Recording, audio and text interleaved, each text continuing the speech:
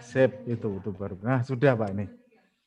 Berarti kami sudah masuk di YouTube. Dan saya harus tetap Uh, ini saya harus tetap on.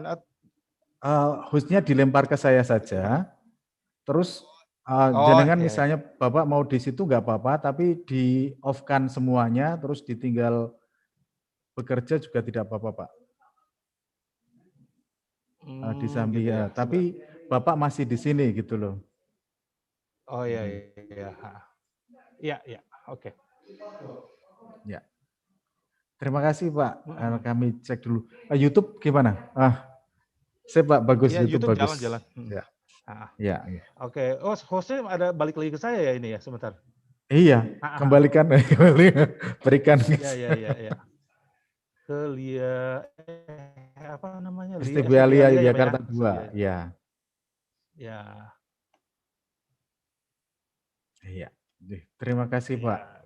Jadi kalau gitu saya wajahnya dan mikrofonnya dimatiin aja ya Pak ya.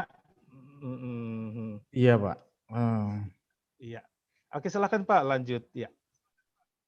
Iya Pak, makasih Pak.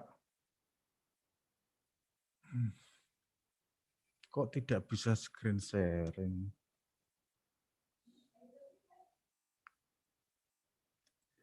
Settingannya.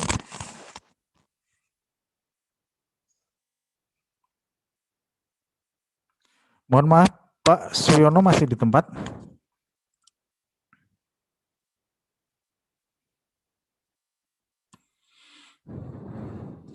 Masih Pak.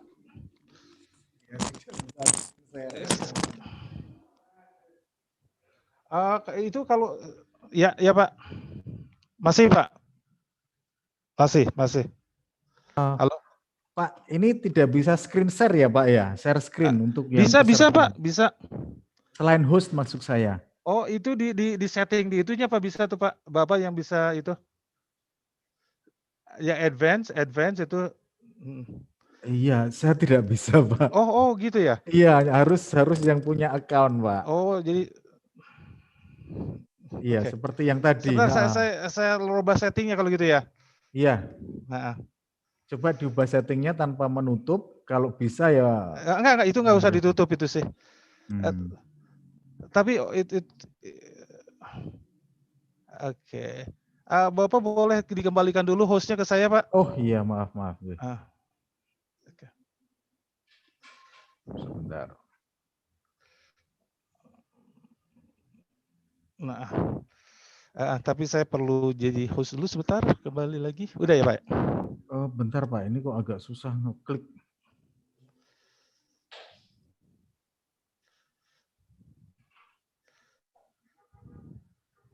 Oh, saya tidak jadi host Pak di sini Pak. Oh udah, sebentar saya reclaim kalau gitu ya, di reclaim aja. Jenengan ya sudah host Pak. Ya.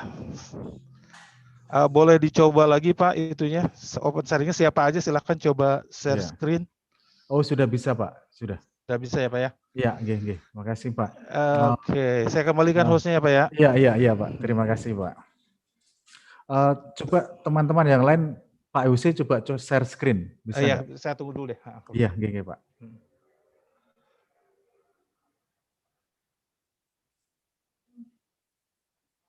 Oh ya bisa. Bisa, oke. Iya Pak, sudah bisa Pak. Iya. Oke, berarti ke STB Alia Yogyakarta. Wait.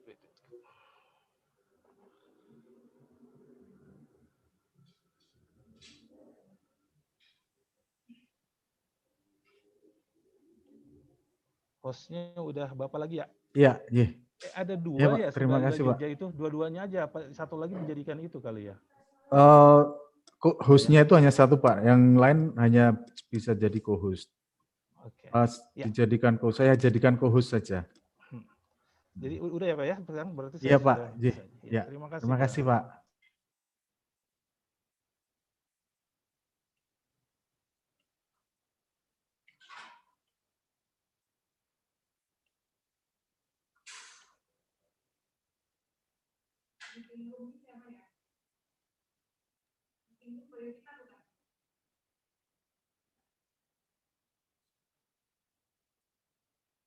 Cek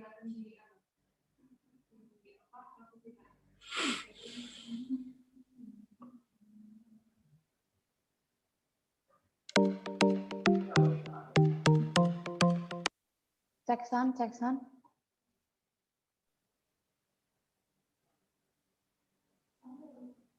Suaraku udah masuk? Oh no, Udah, Bu Ririn. Thank you. berhenti karena ada yang anu. Karena ada yang ngomong.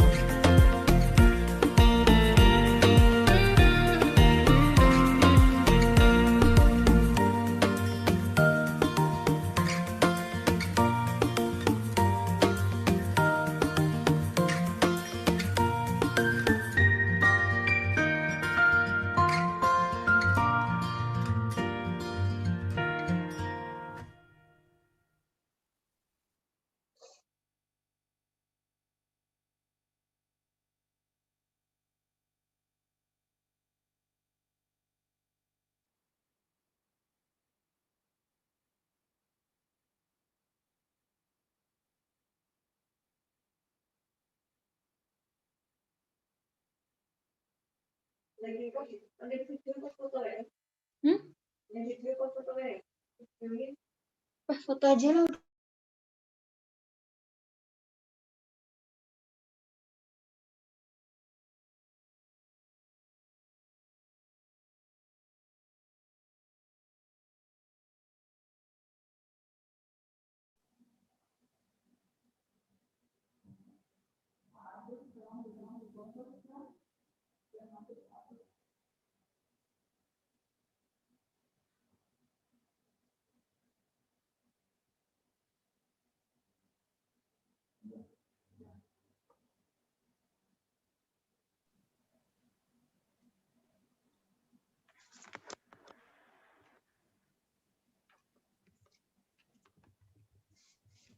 Good morning, Pak Agus.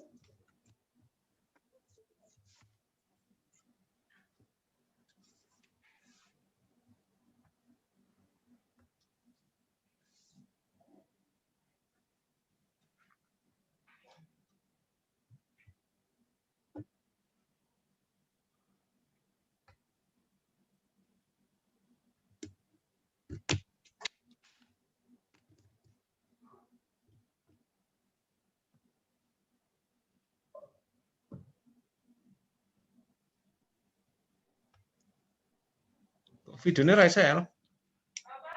Videonya nggak bisa.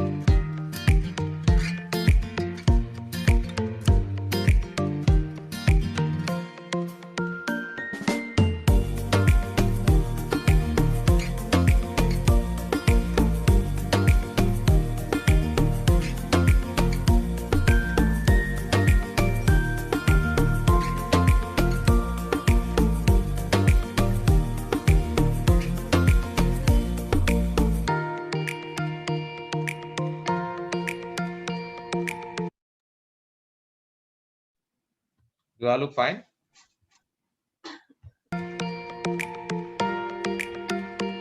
Do I look okay? Iya, Pak. Oke, good, Pak. Oke.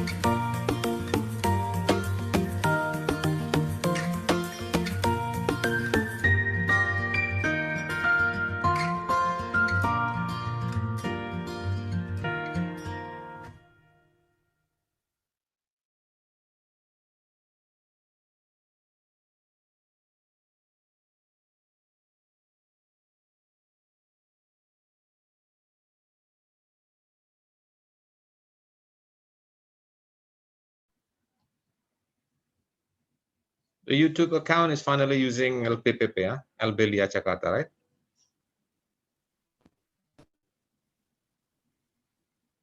What was it? Do you think the account for YouTube is using that of LB Jakarta? STP Alia Or Yogyakarta, Pak. STB Elia account? Yes, STP Alia Yogyakarta account.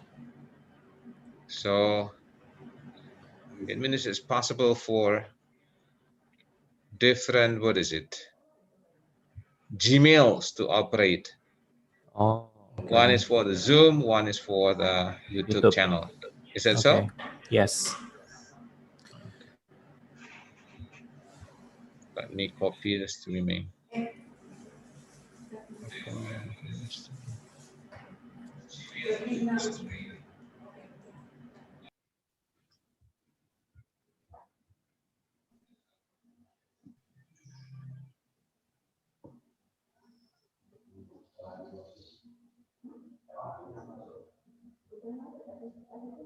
Selamat pagi.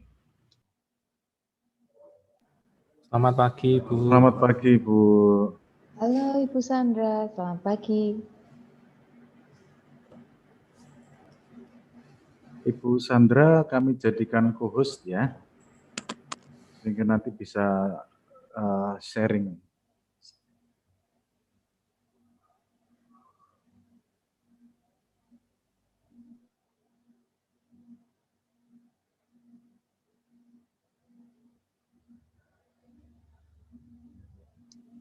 Oh iya, bisa deh.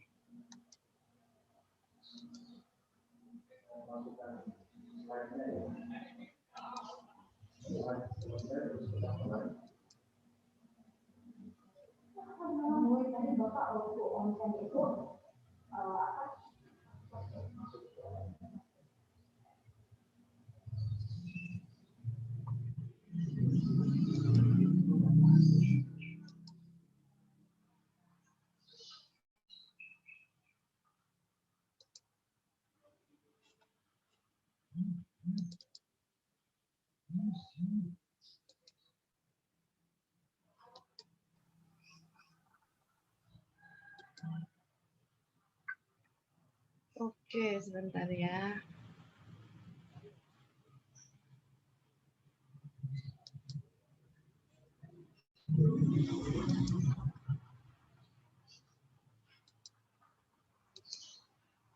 Kok saya nggak bisa video ya?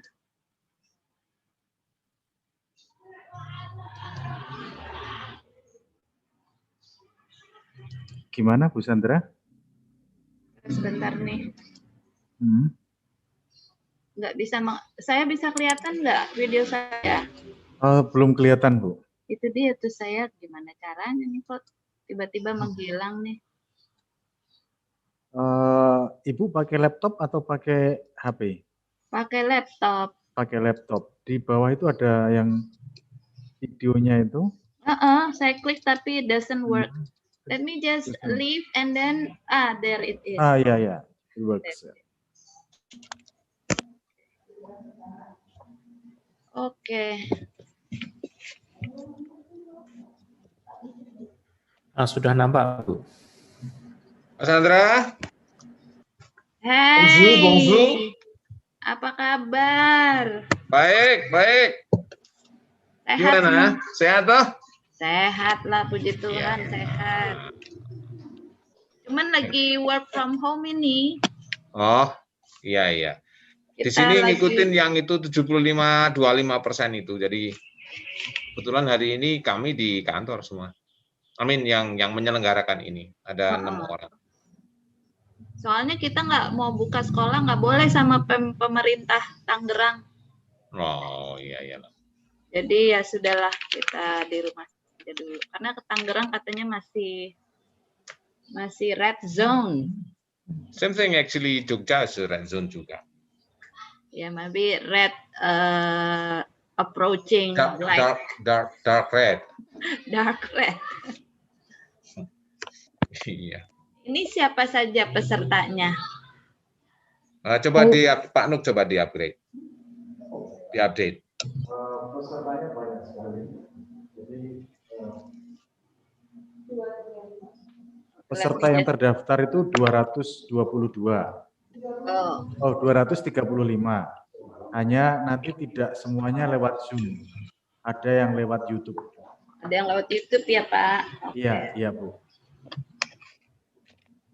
Coba share ya, share screen coba ya. Oke, boleh, silakan monggo. Share screen.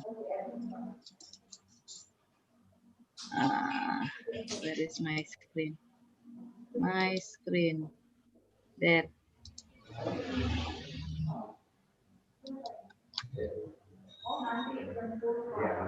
Ya. Terlihat ya? Ya, terlihat. Oke, let me just stop share. Oke. Sebentar lagi kita akan mulai ya, Bu. Ya, Pak, sebentar Pak, saya Ya. ini dulu ada bentar.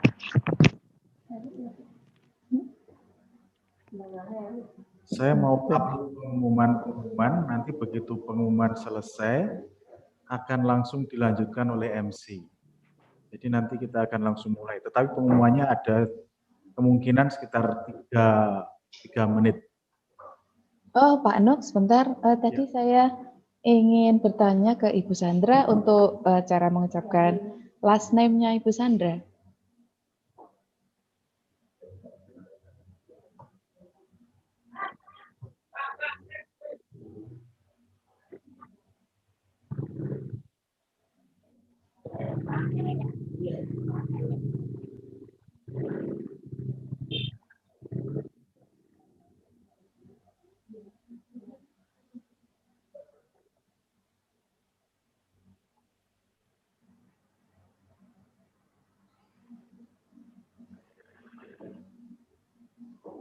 Tanya aja, Rin. Ya, selamat pagi Ibu Sandra.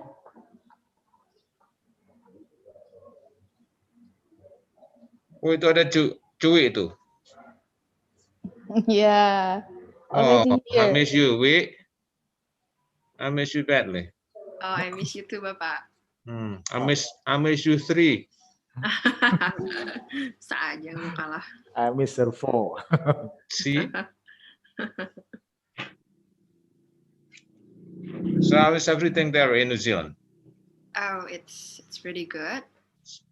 Very good or pretty good? It was very good, but I mean, in terms of the COVID case, yeah, like I know. a few Talking about days. COVID. Yeah, you're talking about COVID.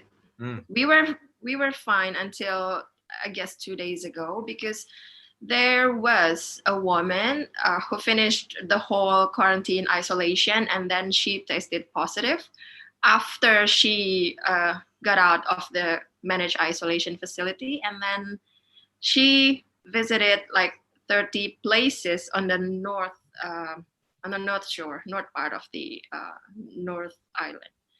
So those 30 places, they suddenly They closed. Yeah, they closed, and then they did like deep cleaning and mass COVID testing. But what about your surrounding? My surrounding, Your it's surrounding. okay now. We're Fine, still yeah? fine. Yeah, we're still fine. Good. So still go to school? Kids are on holiday. No, about you? How about you? Do you still go to school? Me? Yeah, occasionally, You go to school and as usual, we're yeah? on holiday as well. We're on summer break. Oh, you're on holiday.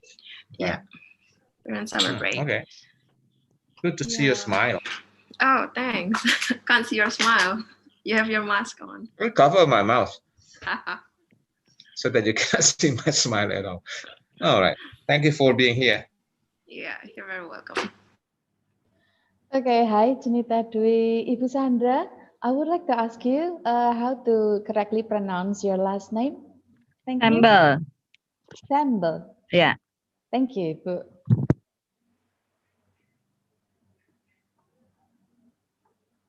It seems that we're going to start in a little bit time. Pak Nuk is going to show the announcement or the information. Yes, please, Pak.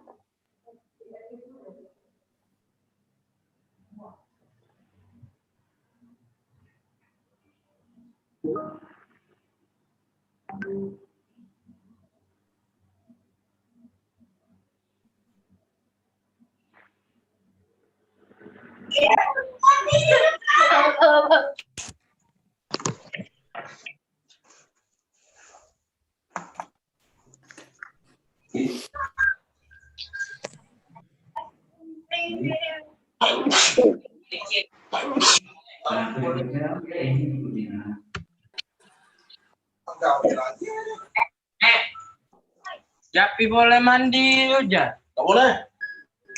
Belakang lah. Mandi di belakang. Belakang mah depan lagi sama kecil.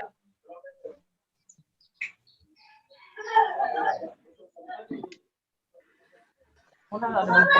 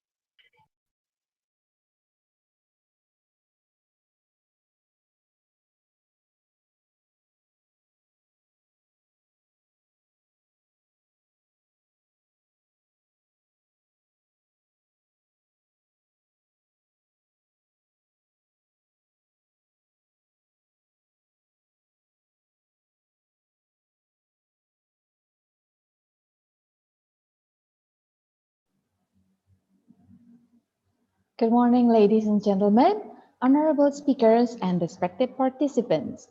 Warmest welcome from STP Area Yogyakarta. Welcome to the International Webinar Series, the second series, Skill-Based Teaching Techniques in the Digital Era, Tuesday, January 26, 2021, hosted by STP Alia Yogyakarta. Selamat pagi Bapak-Bapak dan Ibu-Ibu, rekan-rekan mahasiswa, peserta webinar yang berbahagia.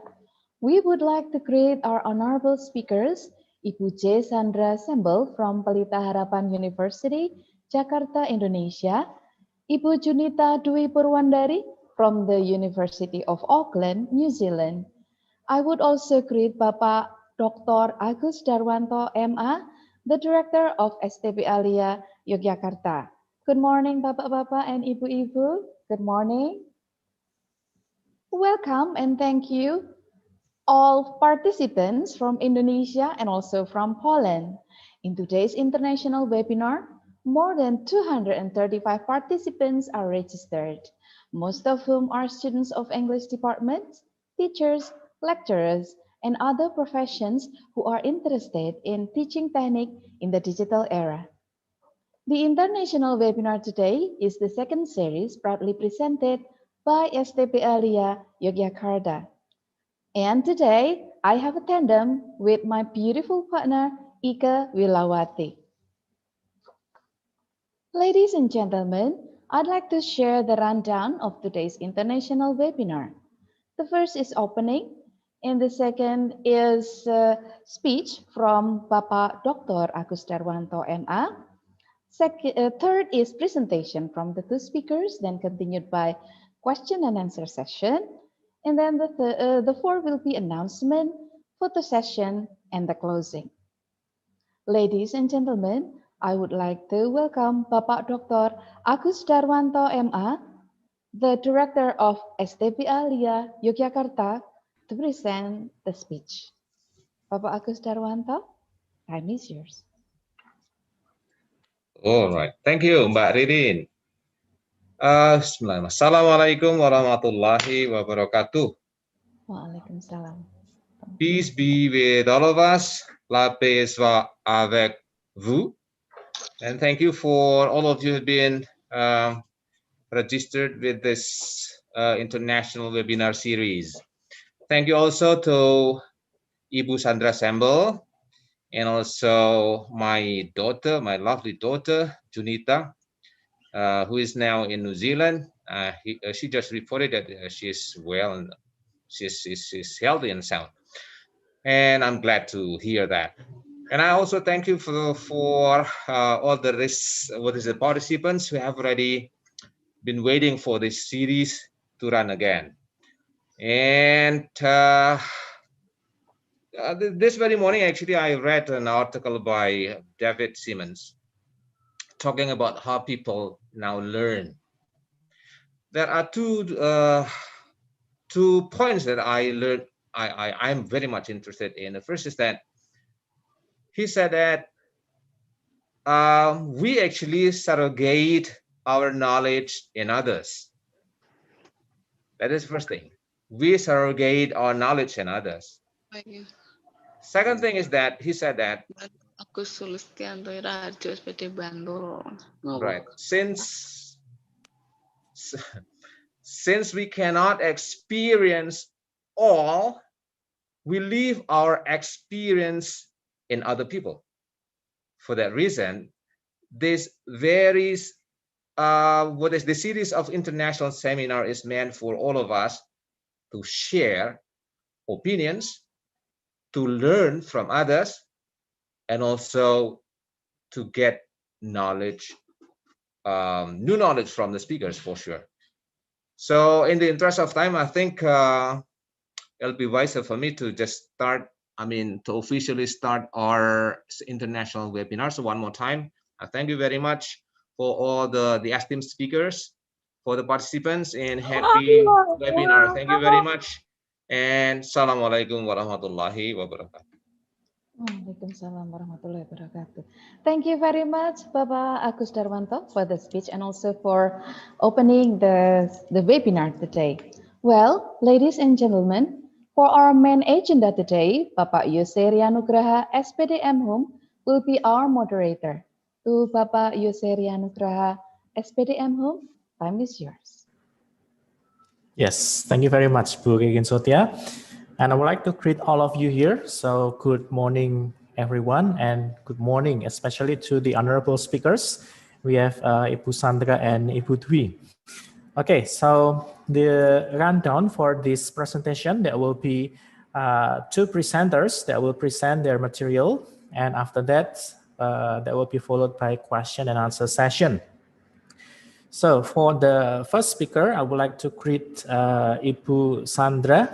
Good morning, Bu Sandra. Good morning, Pak. Good morning, all. Okay, so maybe that's better for us to let you know deeper about your background and also your work right now. So I will read your short CV here. Okay. So, Ibu Sandra Sambel here is a teacher at heart and by profession. She has a unique blend of educational backgrounds, that is ELT from Universitas Negeri Jakarta and economics from Universitas Indonesia. She is currently based in Universitas Pelita Harapan as the head of international business major, in addition to her responsibilities teaching and designing various courses.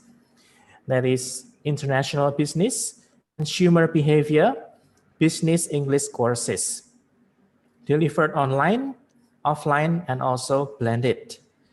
And her interests cover the following areas: management, entrepreneurship, leadership, teacher education, curriculum and instructional designing, both online and blended learning. And her varied interests have led her to be extensively involved in teaching, designing, and delivering courses in online, offline, blended learning platforms. Wow. So what a great experience, yeah, Bu Sandra. And we would like to know more about your presentation this morning. So I would like to give the time to you. Please, Ibu Sandra. Thank you, sir. So let me just share my screen. Good morning, all. It's an honor for me to be here. So I thank you for having me here. So hopefully what I will share with you will be useful to add to the repertoire of your teaching strategies, because it will be very practical from the practical point of view, not so much on the academic point of view. Let me share my screen. Hang on. Sorry. Now, can you see my screen? Yes, very clear, Yeah, Bu Sandra. okay. So we are going to discuss today. Of course, this is not the perfect model, but maybe you can share with us all how to make this learning model even better. Most importantly, relevant to be implemented in each of our classes, because every class is unique. So probably the model that I'm using here may not be 100% applicable to your students. So there must be some adjustments made. Yeah. Okay. So this is me. I'm currently teaching at Universitas Pelita Harapan in Tangerang. We are now teaching from home, and the students are learning from home. In the beginning, we plan to start a face-to-face session this semester, but we have to postpone it probably until the next semester. Okay, so I have 30 plus years of teaching experience, meaning that I have 30 plus years in love with teaching. So you can tell my age from the years of experience there. And I have the great opportunity, valuable opportunity to be involved in e-learning instructional design early on since 2003. When this is the first time, 2003 was the first time for me to learn about e-learning as well. And it was very exciting, and I was excited to learn. Okay. And helping many companies to, what is it, to design their e-learning program. So, but for me, myself, personally, I'm personally or closely involved in designing and delivering online courses since 2018, and 2019 more focused on skills-based online courses. Of course, I did it with trials and errors. Everything is new, especially in 2020, since the COVID-19 outbreak. We have been forced to learn deeply, extensively the digital technology, and how to, even though this is not the perfect instrument or media for teaching, but there are some good points, many good points that we can use. And I have to learn, unlearn, and relearn many things. But well, I know everybody should keep improving themselves, including me. So this is me in my uniform, because we put on, this is also my uniform. Okay, that's about me. Before I start, can you all go to this link? Let me just copy and paste it on the where? On the chat board, yeah. Yes, in the chat box that's down below, Ibu. A minute. I have to unshare first, yeah. To see the chat box, where the chat there. I will share it there. Hopefully you can see it. I will share again my screen. Okay, please go to the link. Click the link. Let me find my link. Where is my Jamboard? My Jamboard. Oopsie. Hang on.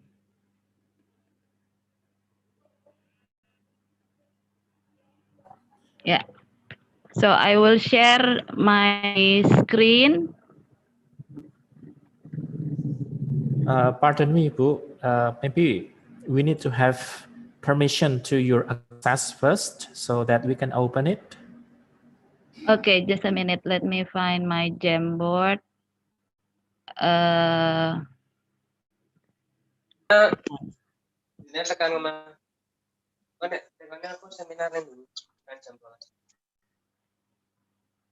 So you cannot access it? Still cannot, Bu. Okay, hang on. Where is Jamboard? I open it already. Oh, there. Yeah, well, you have to.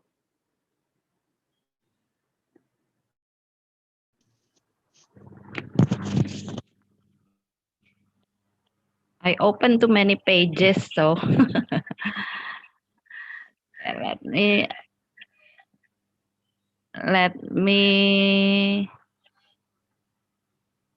copy the link.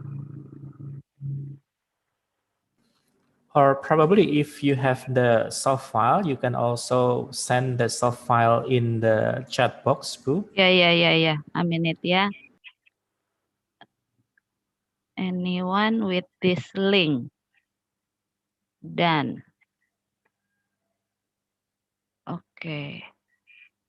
Get the link. Anyone with this link can edit. Okay, let me copy again the link so you can.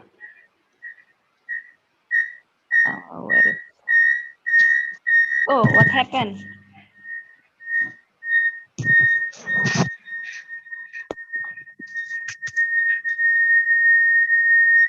Hello? Yeah, maybe you can mute first, Bu. I think it is not from me. Oh, okay. I will just try to mute all the participants but the presenter. Yes, please. You may proceed, Ibu. Yeah. Okay, I already uploaded the new link. Can you try? I have changed the editing access. Hello? Yes, Ibu. Now it is visible for all. Yeah, okay. So please write.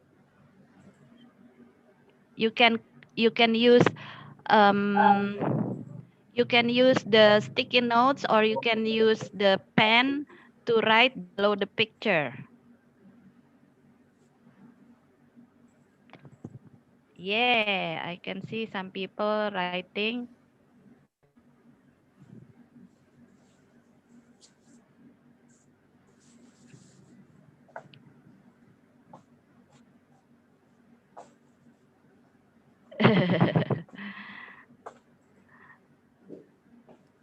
it will be chaotic, but well, it is fun, you know. My students love it when I use Jamboard to get their what is it, their ideas. Yes, of course, sure. Okay. Yeah, okay. It is possible. All right. Good. Yeah.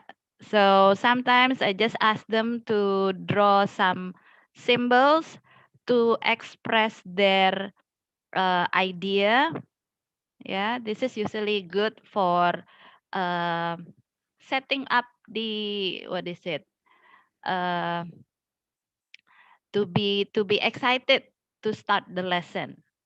Okay. Okay. Let's get back to our session. So some people drew a happy face and a heart, and yes, sure, not sure what to write yet. Great. Okay, you can see my screen here. All right, let's get back to okay, good job everybody, good job. Yeah, so it is possible to teach a skill digitally. So we make it possible. But of course, the way we teach a skill digitally will not be exactly the same with the way we teach the skill face to face or in class. But it is possible. Like for example, where is it? Yeah. For example, when I want to learn about an application, how to operate Jamboard, for example, I go to YouTube and get some ideas on how to do it. Yeah, so get some ideas on how to do it. Oh, okay, let me ask Ibu Junita Purwandari. Can you hear me? Yeah, sure. Okay, so what do you think? Is it possible to teach a skill digitally? Yeah, I think it is possible. Okay, can you say Yeah. something about it? Yeah, there are plenty of ways in which you can teach skills. You can use many digital platform for your students, just like what you have right now. But even if you don't have access to it, I think it's still possible, still manageable. Yeah. Okay, thank you. Let us hear one more person to say opinion. Pak Agus Sulistyo, can you hear me? Pak Agus Sulistyo?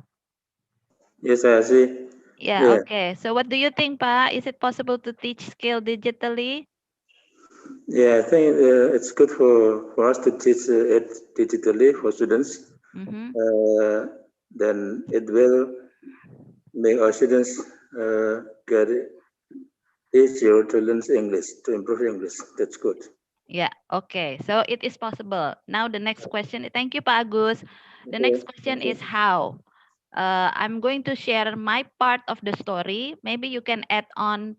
So add on to that, so we get more ideas. Yeah. So here, why do we have to learn digitally? That's the basic question. Well, since 2018, the era of big data and artificial intelligence, artificial intelligence, machine learning is part of artificial intelligence, and deep learning is also part of artificial intelligence. They have been like the headlines of teaching world or education world. Big data, artificial intelligence, not just in the teaching world, but also in the business world.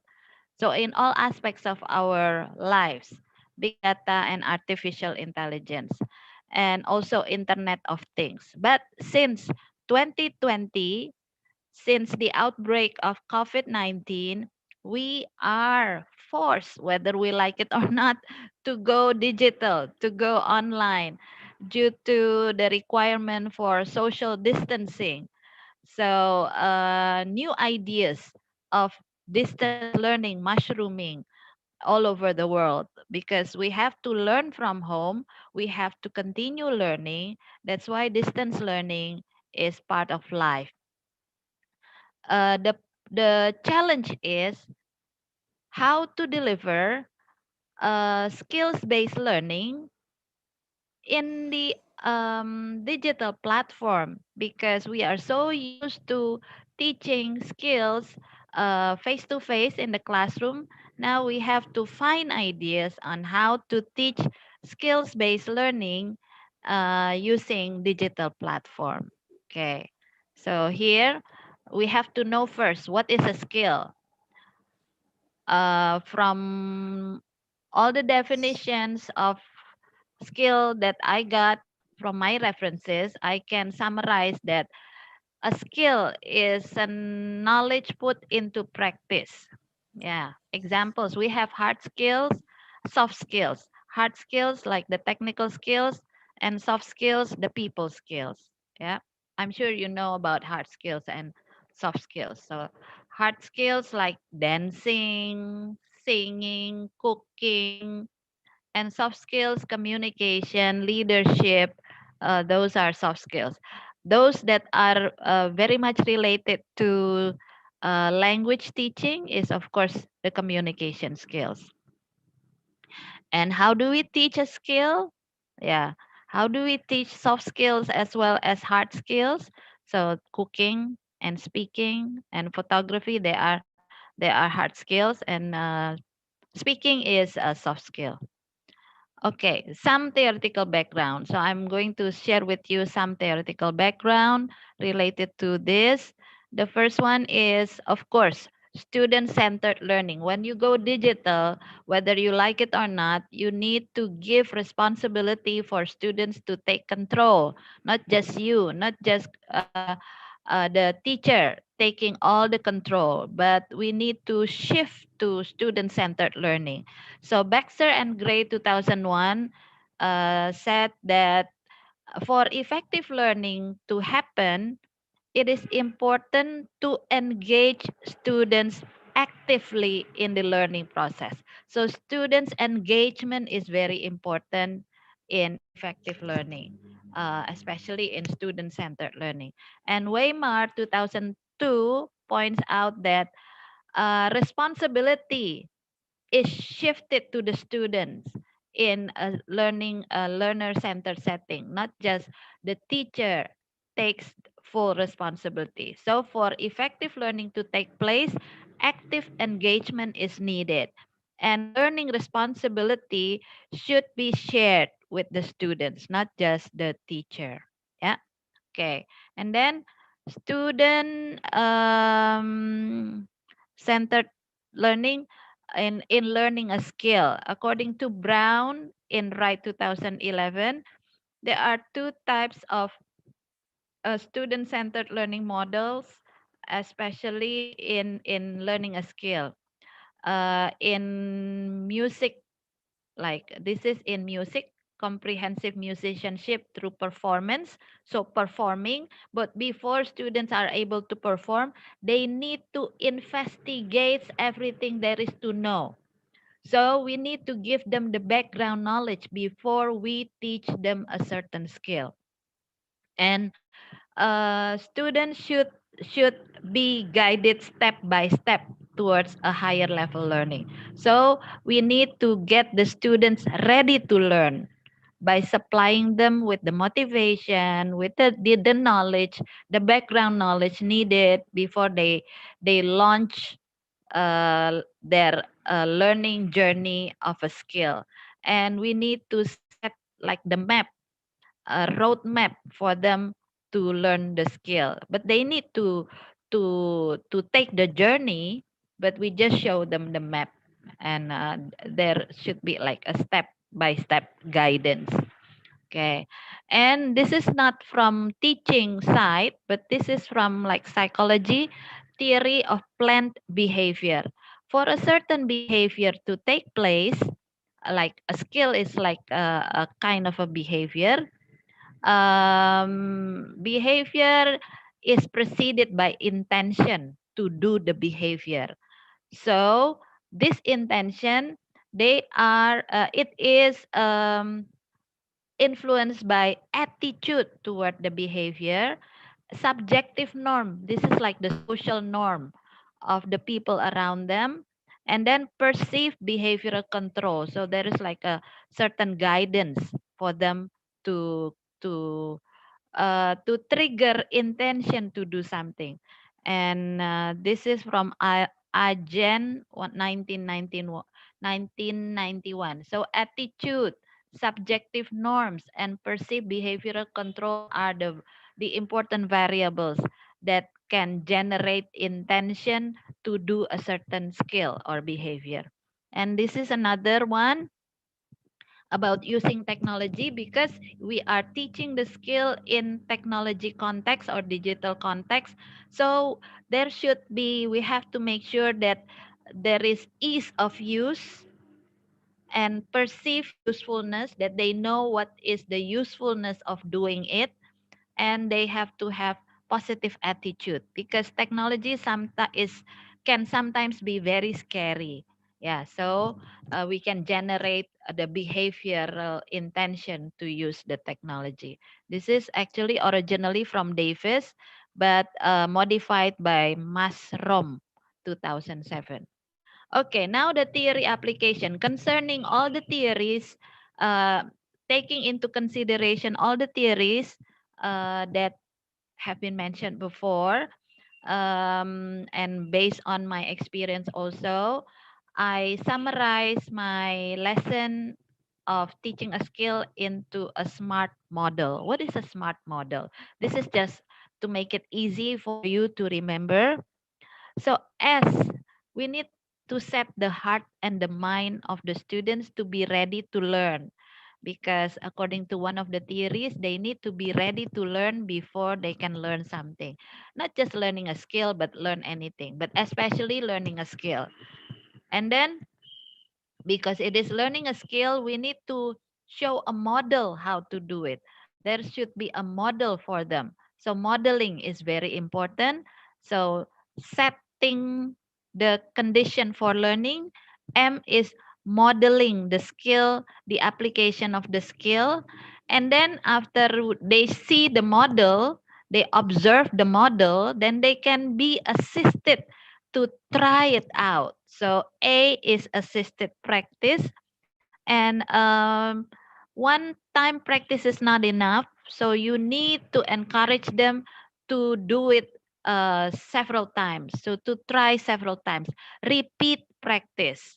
But this is still with guidance, yeah, with guidance, still guided. And then after that, we give them the time for them, give the opportunity for them to try independently. So they can improvise, they can adapt, adjust according to their relevant needs. So should be relevant to their needs.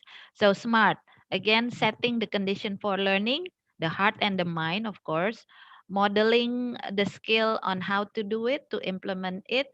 And A is assisted practice, R is repeat practice, and T is try independently. Okay. And how do I implement this SMART model into teaching a skill? Let me go through step by step, but maybe because of the time limit, I may not be able to demonstrate completely, but let me just uh, tell you the story. Yeah. So here, for example, how to make a Dalgona coffee. I tried this by watching the video, and I was quite successful in doing in making this Dalgona coffee. So you can try it also if you love coffee, but you can change coffee with chocolate. Yeah, that's what I heard. So I haven't tried it yet. I just use coffee. So modeling this, we can also, yeah, we prepare the learning platform because we do it digitally. We have to have the learning platform and learning apps. The learning platform, for example, the LMS, Learning Management System, and this communication platform can be Zoom, can be Microsoft Teams, Google Meet. Yeah. Uh, in our university, we use Microsoft Teams a lot. Okay.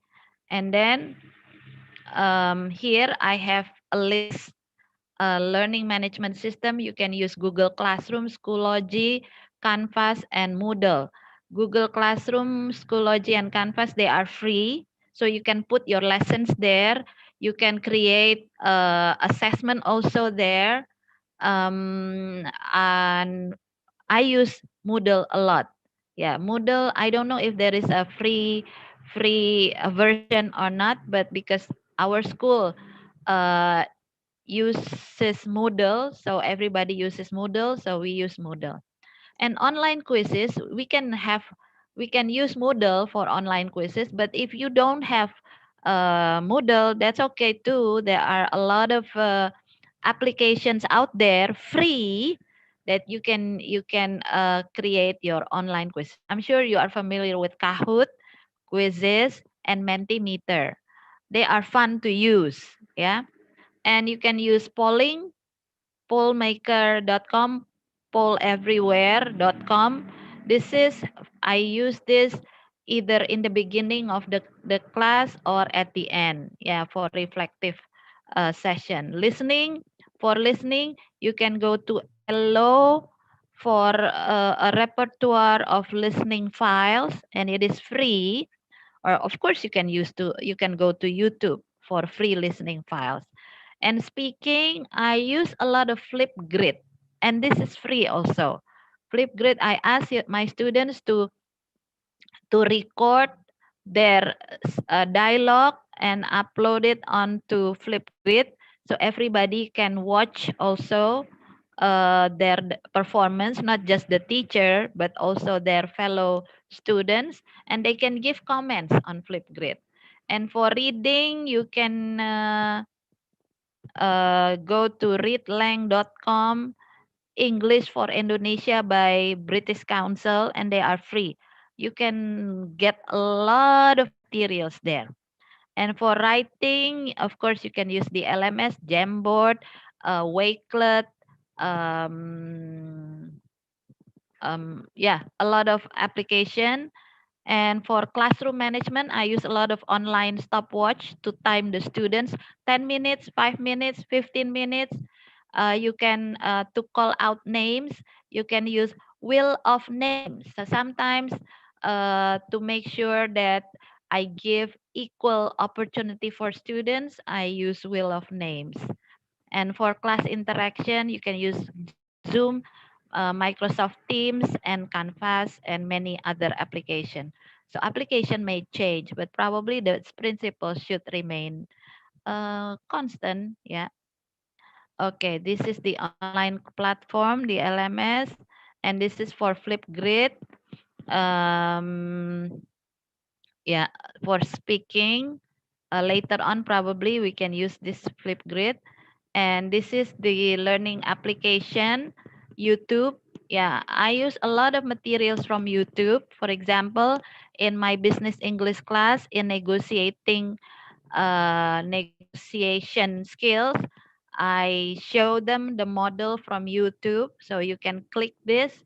I leave my materials on Wakelet, and I can share the link to the Wakelet so you can access my materials. Yeah, YouTube, here you click. I ask them to watch the video, and then they can also practice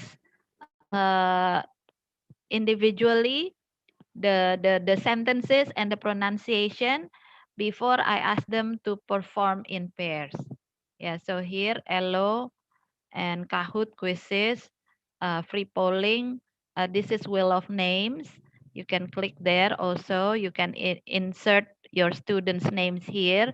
So when you tap the wheel will spin, and then you tap again to stop. And for example, Rafaelio will get the chance to say something. Yeah. Okay, and a sample lesson. All right. So this is the sample lesson. Let me ask some people here, participants.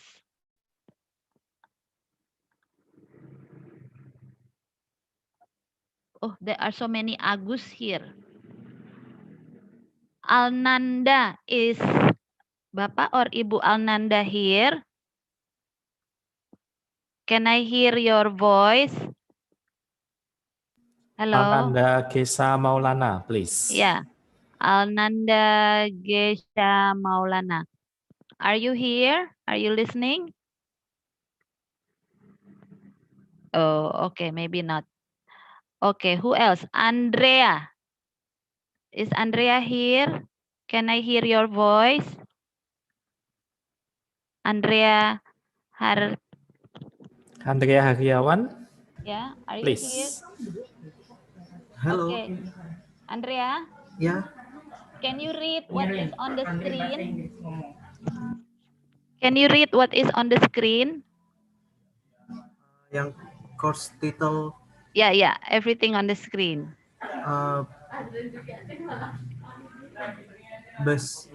Business English. Yeah.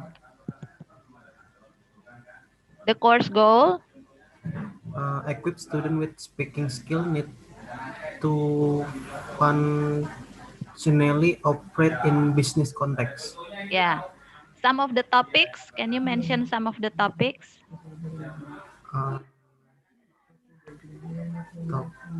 Making a business call, participate in a meeting. Yeah. Leading a meeting, welcome visitor, negotiation, handling complaint, language for persuasion. Yeah. Okay, and then the skills focus, the primary focus is? Speaking, okay. Supporting, listening, reading, writing. Yeah, and then the credit weight? 2S. Yeah, credit semester. Yeah. And the meeting session? 12 classroom session to review. I'm sorry. To review sessions? To review session, to assessment sessions? Assessment session. Intermediate and intermediate. Yeah, okay. Thank you. Thank you very much. Yeah. Okay, so what I usually do, I ask students also to read the knowledge that they need to learn. Rather than me reading what is on the screen, I alternately ask students to read.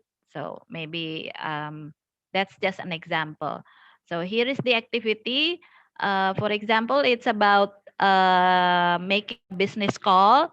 So in setting up the context, I ask, what do you talk about in a business call? First of all, I usually have the entry ticket. In the entry ticket is my setting up context question. And then they have to type their name and then the answer to the setting up the context question. So Sandra Sable, for example, in a business call, people usually talk about blah, blah, blah, blah, blah. Okay. And then after that, I greet them, I welcome them, and then I tell them that we are going to watch, I share some PowerPoint about a business call, what is a business call, some cultural aspects of business call, and I ask them to watch YouTube video about that. Not write the dialogue script later on, but watch the YouTube video, and then they can practice. They can practice because in the YouTube video there is a segment where the speaker says the sentence, the dialogue sentence by sentence, so they can repeat after the teacher, the speaker in the model dialogue. Yeah, and then after that I ask question to make sure that they understand the content of the dialogue before they go into assisted practice. So then they go to assisted practice. They practice the dialogue by performing it with a partner based on cues. I give them cues like a series of steps. First, greeting. Second, welcome. Ask the visitor. Okay, ask the name, the identity of the caller, for example. So they practice, and then I give them different sets of cues about the same dialogue. So they practice again the same dialogue, and then review the dialogue by answering questions. After that, I ask them again about what they have practiced. And finally, I ask them to try performing the dialogue without cues, and they can improvise. They can improvise. They can improvise the timing, for example, the message in the business call, the name, so they can change the information, the personal information there, so they can perform. After they perform, I ask them to record themselves performing the dialogue and upload it onto Flipgrid for people to comment. Yeah, so I give them the link to Flipgrid, and they can comment. They can record the dialogue in Flipgrid, so it won't take memory out of their device, because it will be stored on Flipgrid. Yeah. And then they can comment also, because I have a lot of students, like 40, 50 students in my class. I cannot have everybody perform one by one.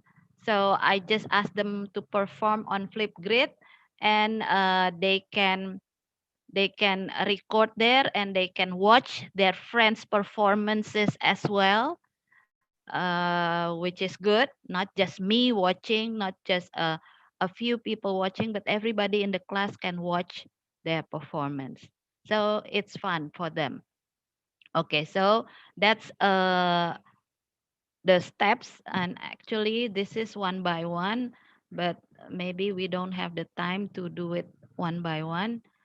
Okay, now because there is still another speaker to give valuable information, I would like you to go to this link.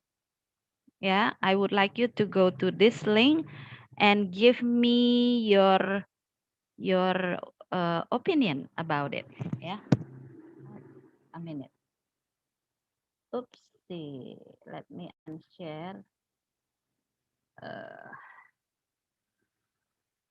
Hopefully I can copy and paste it on the, yeah. Okay, so there you can go to the link and watch the video there. Yeah, hopefully you can watch the video there. Okay, maybe you time to watch individually, and you can give me your opinion about that. Yeah. All right, let me share my screen again, because like it's 5 minutes of video, maybe you can watch it later. Okay, so I have shared my journey, my teaching journey, my students learning journey. These are some of the takeaway key issues. Why learning digitally? Yeah, we, whether you like it or not, we have to learn digital. Yeah, the situation at the moment, the COVID-19 outbreaks, is a blessing in disguise also, that we learn technology.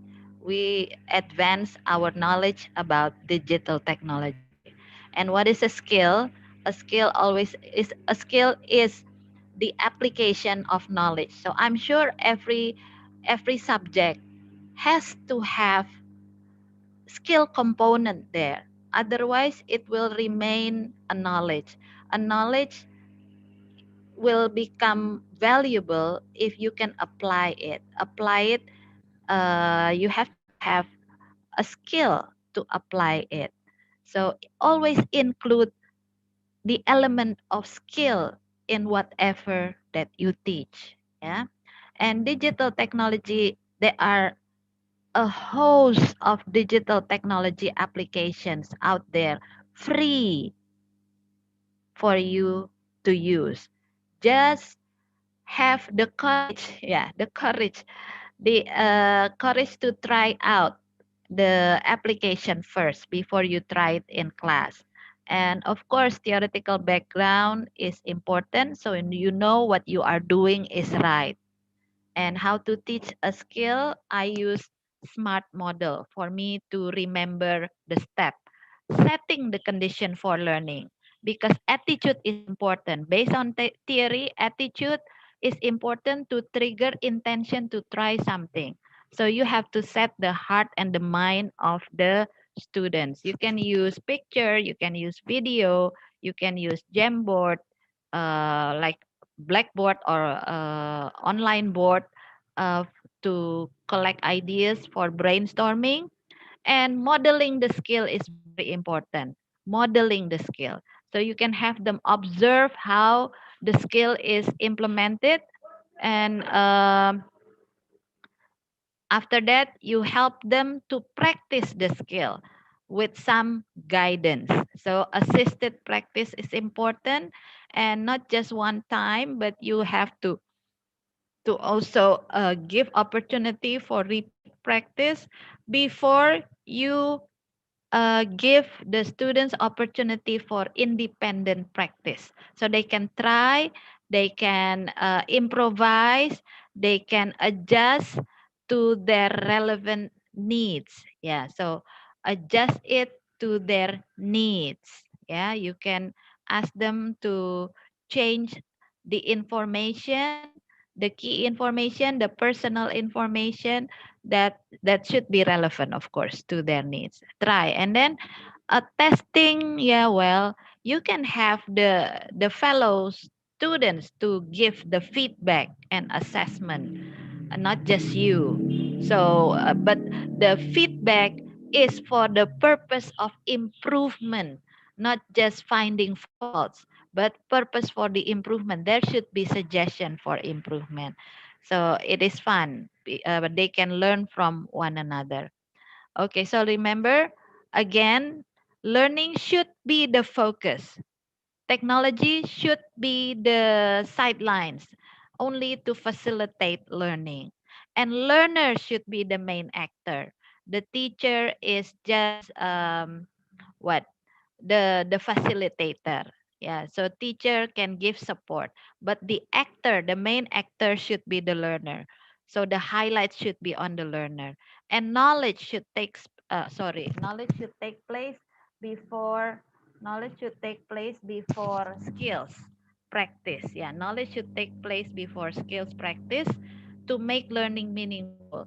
They can practice without knowledge. Yeah, they can do it, but um, knowledgeable practice is more meaningful, so they can improvise accordingly. Improvisation is made possible if there is background knowledge. So I'm sure it is very important to provide background knowledge. And attitude, the important thing for us as teacher is to generate, or to what is it, to try to shape, to trigger positive attitude in the students. How do we make it?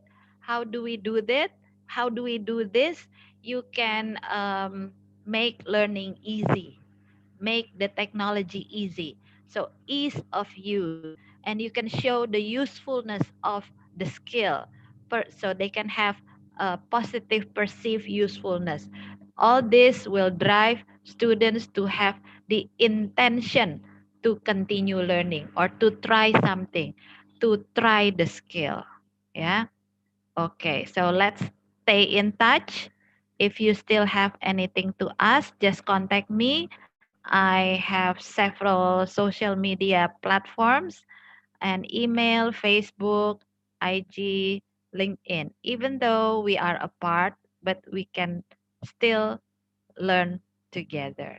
Okay, these are the references that I use. Okay, thank you very much. If you have any questions, I'm sorry I don't have the time to demonstrate everything, but I do hope that what I shared today can spark even more creative ideas for you to try in your class. Thank you. I give the time back and floor to the moderator. Yes, thank you so much, Bu Sandra. So you make the presentation here very, very interactive, yeah, Bu Sandra? Yeah, that's what a teacher is for. Yes, exactly. And I believe that using the media that you provide, the students will have lots of fun learning the material from you, yeah, Bu Sandra? I have a lot of fun also accompanying them in their learning journey. Okay. Okay, thank you very much, Bu Sandra. And seems that we have a couple of questions in the chat box, but later I will read it for all the participants. And then let me just move to the second presenter first. Thank you, Bu Sandra. Yeah. Okay, so for the second presenters, we have Ibu Junita or Bu Dwi. Yes, Bu Junita or Bu Dwi? Yes, okay. So how should I call you actually? So is it Bu Junita or Bu Dwi? Which one that you prefer? Anyone you feel comfortable. I'm okay both. Yeah, I'm okay with both of them. Okay, right. So let me just read your WOW profile here first, yeah? Bu Junita or Bu Dwi. Okay. So her complete name here is Junita Dwi Purwandari SMA, and she is usually called Junita or Dwi. She has been an English language teacher for more than 12 years with some marvelous experiences in teaching online since 2015. She graduated from STP Alia Yogyakarta in 2008, earned her master's degree in applied linguistics and TESOL from Newcastle University, UK in 2015, and expects to complete her PhD in education at the University of Auckland, New Zealand in March 2021. Both her master's and PhD studies are funded by Indonesia Endowment Fund for Education or LPDP. She is a member of International Academic Forum and has presented some papers in international conferences. Her research interests include, but not limited to, classroom discourse, teachers and students' beliefs about the practices of English language learning, oral and written feedback in EFL, language teacher education, learning theories, discourse analysis, and conversation analysis. She's also a content co-creator for a YouTube channel called Teaching Online with AJ, a channel dedicated to help English teachers with ideas of activities teachers can do with their students as they are shifting to online teaching. Students will also find this channel useful to help them practice and improve their English speaking skill. And she can be contacted at j.purwandari@auckland@ac.newzealand.nz or junita.purwandari@yahoo.com. Okay, so let's welcome Bu Junita here for having your presentation. Time is yours, please, Bu Junita. Thank you. I'm just gonna try to, where is it? Screen share my screen.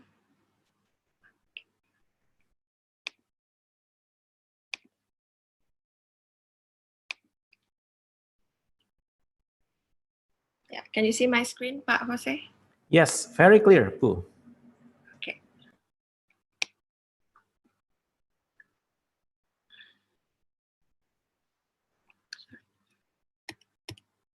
All right. So good morning, Indonesia time, and good afternoon, New Zealand time. Thank you very much, Pak Jose, for a very nice introduction.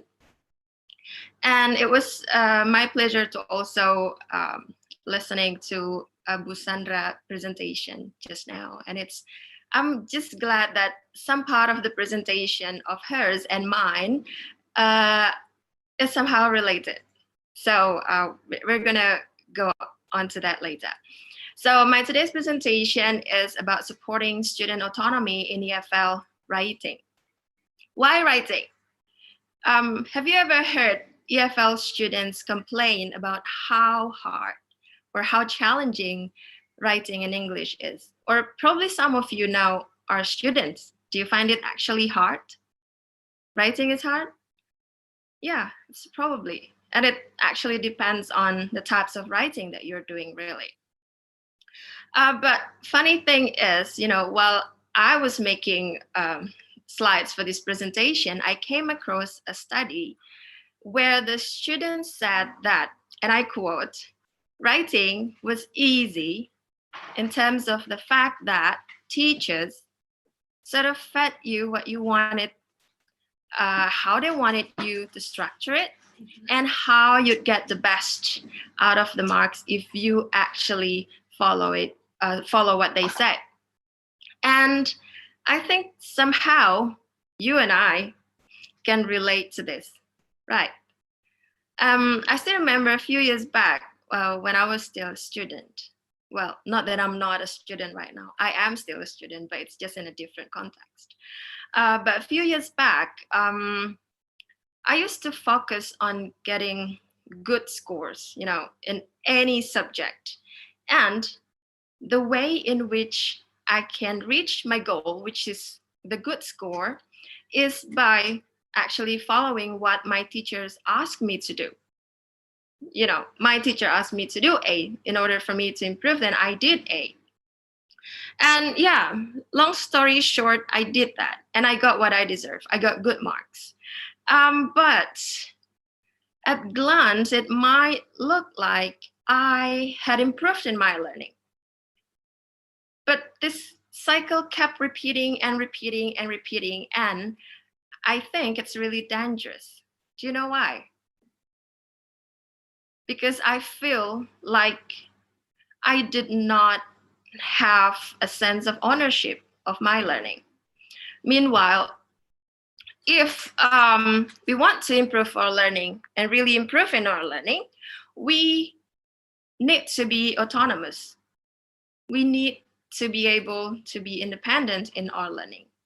So therefore, in my today's presentation, I hope to offer some insights on how teachers can help students to be more autonomous, especially in their writing. It's probably you can apply it also to other skills like speaking, reading, or listening, if you can get a grip of the concept. And I'll try my best to actually keep my presentation short so that you'll stay awake. Even though it's the morning, you might feel sleepy or so. So we're gonna have more time for discussing the ideas or the topics in today's webinar. And as you can see, I have a pretty straightforward ideas to share with you. I only have 3 key ideas. The notion of learner autonomy has received a quite significant attention in the area of language learning. I think it's even since over quite sort of like 30 years ago, and it becomes even more relevant today when suddenly the COVID-19 pandemic hit us hard, And before we delve into a deeper discussion about learner autonomy, I think it would be wise for us to clarify the term. So we are on the same page, and it's easier for us to follow this presentation. I won't take any fancy definition. It's just a simple and basic one. Autonomy is one's ability to take charge of his or her learning. And then it has also been defined in terms of the capacity to control one's own learning. What is meant by the capacity, and this capacity to control the learning is actually comprised of 3 points. First is the ability. Ability is the skills and knowledge required to learn a language or to do a task. And I think everyone literally has the skill and knowledge to learn a language. But then comes the second one, which is desire. It's actually the intentions, the willingness to learn or to carry out a task. So when you have the ability, question is, are you willing to do it? And then the third component is the freedom. It's the extent to which learners are permitted to control their learning. It's not that students have like total control, in the process of teaching and learning, but what is meant by control here is the power to make choices and decisions and acting on them. So I think it should be that by now we have pretty clear ideas that the key words for student or learner autonomy is, what is one? It's take charge and it's control. And I think therefore for teachers to be able to help students to be autonomous learners, they need to do these things. See, you need to involve your students in their own learning, something that Bu Sandra has mentioned it before. And then you have to provide options and resources.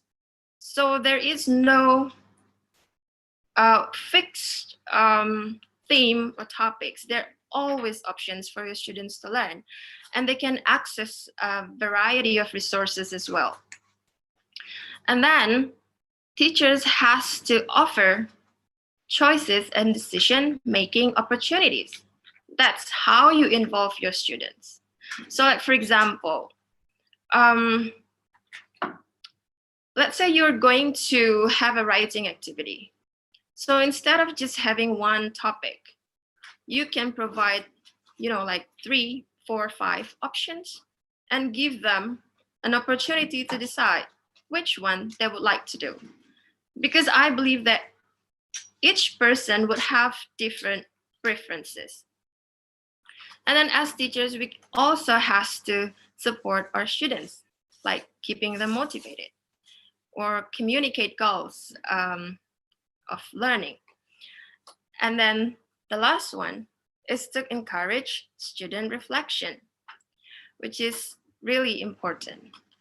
So then how can teachers do these things? How can they actually help their students?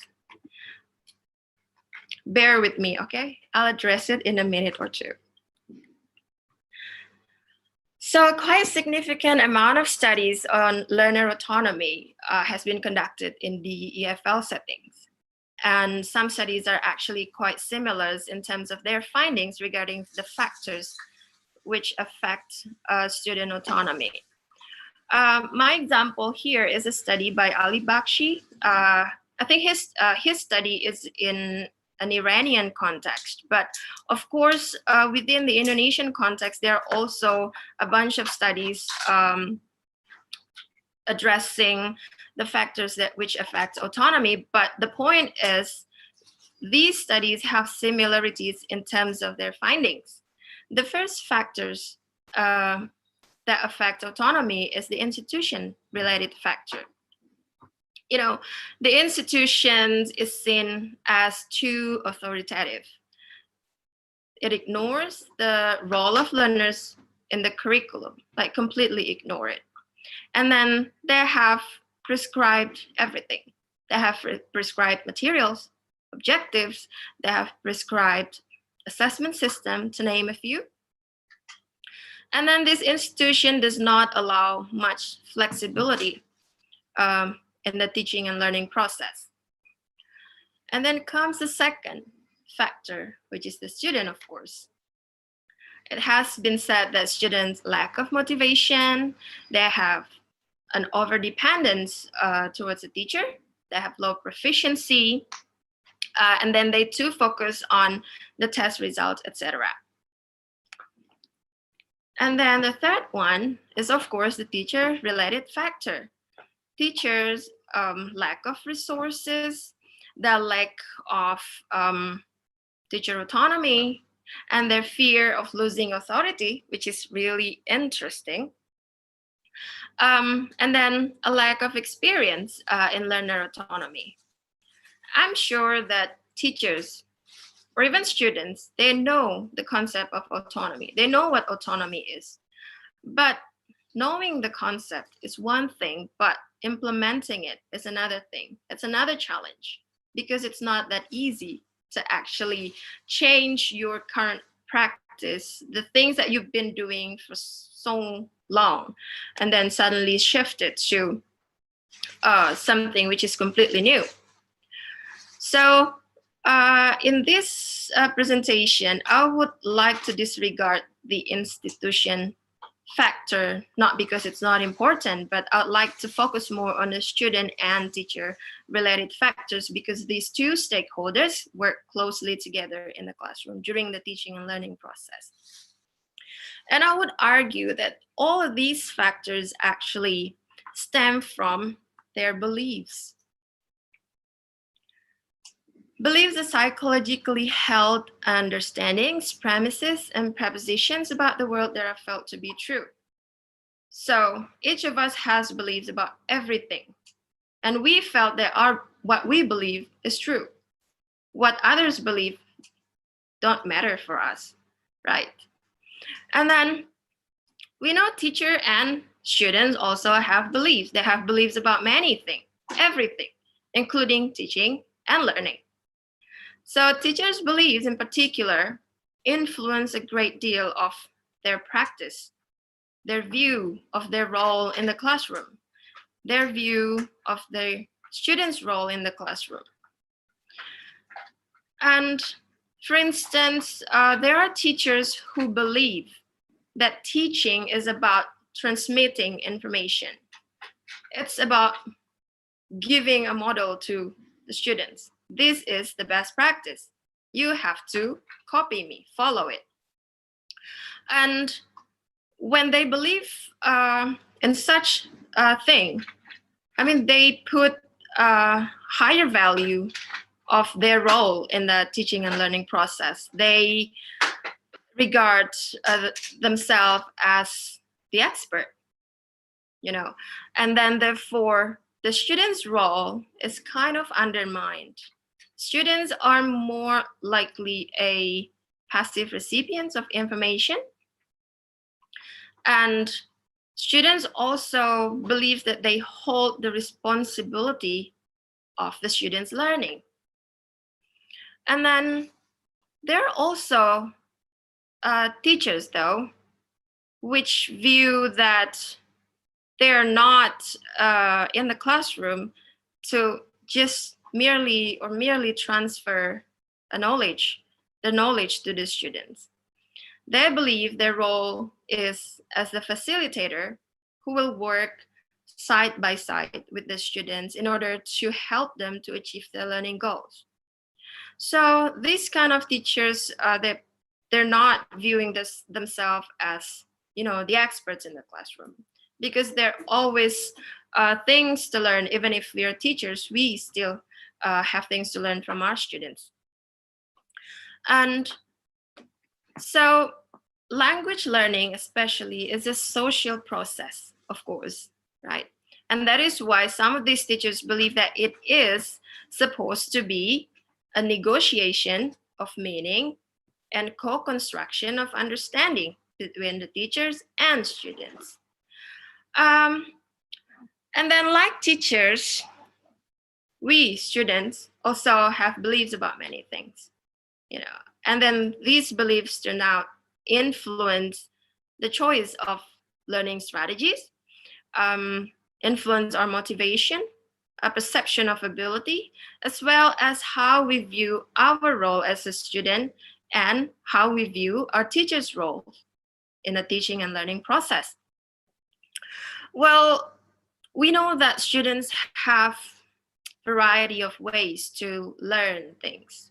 So there is no single thing which is fit for everyone. Nothing is one size fits all, you know. Like, for example, what works for one student might not work for the others, and that is so true.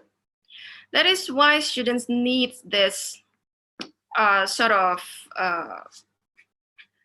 ability to be able to make decisions over their learning. And then some students, for example, these beliefs also affect how students perceive their ability. You know, oftentimes probably heard some students said that, oh, of course, he got an A, he is so smart.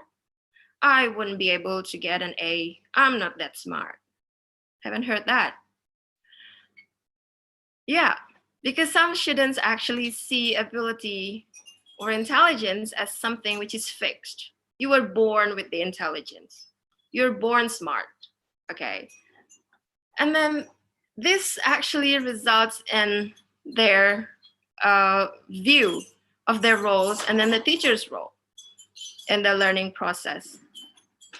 Because they believe the ability is fixed, so there is no way for me to improve myself. But at the same time, there are also the kind of students who actually believe that, well, ability is not something static. It's dynamic. It can be altered. It can be improved, you know. And such perceptions also influence a great deal of the way they view their role in the classroom and then the teacher's roles in the classroom as well. I think there are some students who go to school or attend classes just for them to sit down and get knowledge from the teacher, you know. And then their view that, oh, knowledge is always sourced externally. It's always an external factor. There's nothing from within. But there are also students who go to class or attend classes with the expectation that they can share their views, their knowledge, and then in turn they will get more knowledge through the discussion with peer and with the teacher. And then now let's go back to the core. So how do we teachers actually support students' autonomy, and especially in their writing, you know? But technically, the present day where everything is actually accessible through the internet, students are spoiled with a range of options and they can use to support their own learning. And then the teacher's job is to create a learning environment which supports this autonomy. For instance, like what Bu Sandra had mentioned previously, you know, or probably you can create a blog for our class, especially dedicated to our writing class, or a learning management system, using a learning management system, probably like what Pak Agus has developed, and ask students to write a post, you know, and then post it there. Everybody can see it. Everybody can comment. Students, teachers, they can put their comments in there. And I think this has been a common practice right now, right? Because most of the classrooms are conducted online.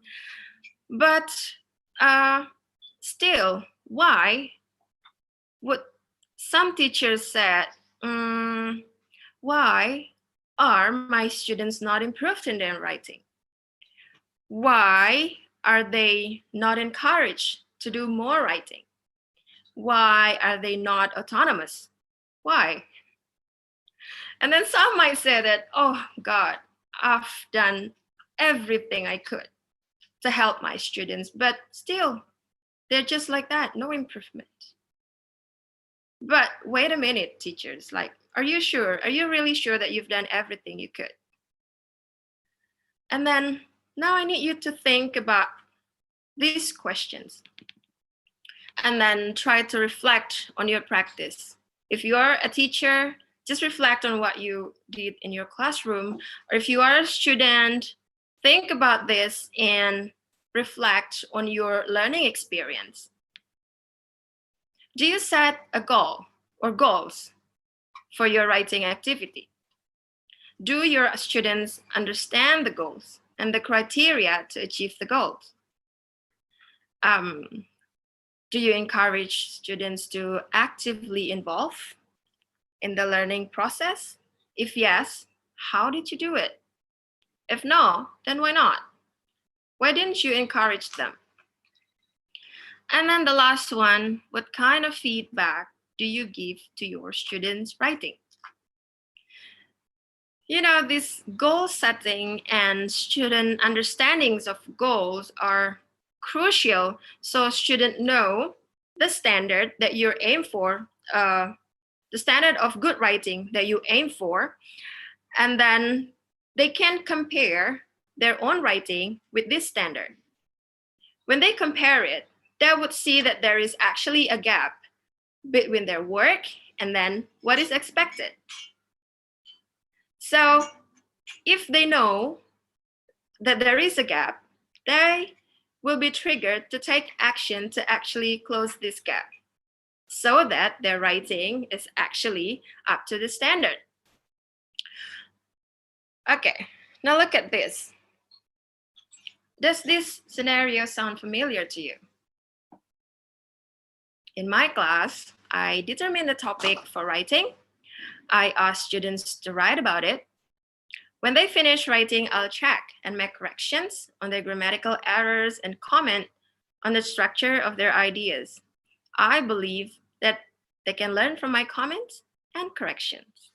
After that, I give a grade and then return it to them. Sound familiar, doesn't it?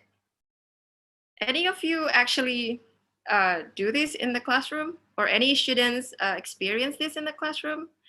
Can you tell me if you actually did this or not? Okay, no sound, fine. And then, you know, this sort of scenario here is actually like this. You have your teacher or the teacher supply you with the writing topic, and then students will go on doing the writing. And then when the written product is done, finished, submit it, and then the teacher would give feedback to the writing. And question is, are you repeating the same cycle all the time? What's next? What then after you receive the feedback? That's all. That's it, nothing. Okay, I got it. Okay, fine, nothing. So I like to actually highlight the significance of feedback in supporting student autonomy. And teachers, I assure you that your feedback matters a lot, really, more than you realize. But have you ever heard that your student said, oh, this feedback is just not understandable? You know, I don't understand what my teacher saying here.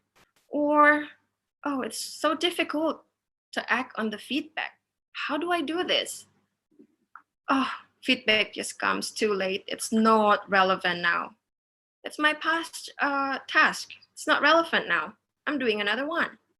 And then the other student would just say, oh, I'm not satisfied with the feedback provided. You know, why then actually this happened? It has been argued in a lot of literature actually that feedback is one of the most powerful tools to improve learning, and therefore to support students to be more self-regulated and autonomous. And then there is these requirements of effective feedback.